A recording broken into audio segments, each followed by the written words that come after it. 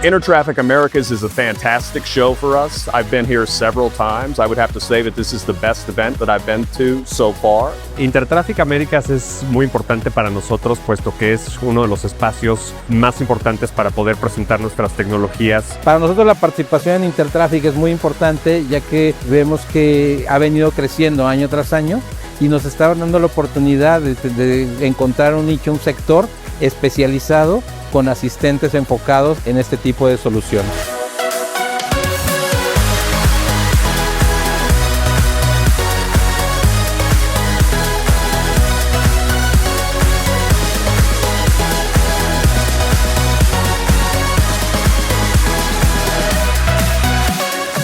For us, Intertraffic has been a great opportunity. It's my first time at Intertraffic, even though I've been doing business in Mexico for a while. So this gives us the opportunity to expand our business, expand our clientele, not only in the city, but also across Mexico as well.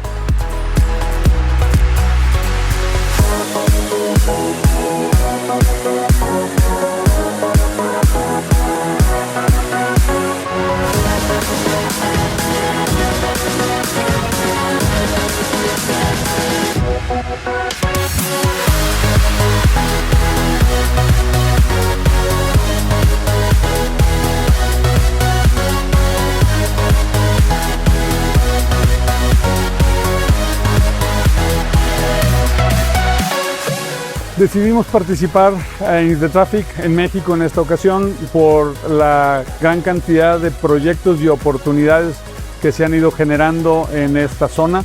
Puedo comentar que lo que más me ha gustado no es la cantidad de visitantes, sino la calidad de los visitantes. Los visitantes este año y como todos los años han sido muy buenos. Para nosotros, Intertraffic no es un evento de cantidad, sino de calidad. Los visitantes que vienen y llegan a nuestro stand han sido muy perfilados, están muy enfocados en lo que hacemos y son parte de nuestra industria. Por lo tanto, se ha vuelto uno de los eventos más importantes para nosotros. Siempre la parte más difícil para las marcas es llegar a los usuarios finales. No es un proceso sencillo y este evento nos ha facilitado tener esa capacidad de poder hacer los contactos con las gentes correctas, los usuarios finales.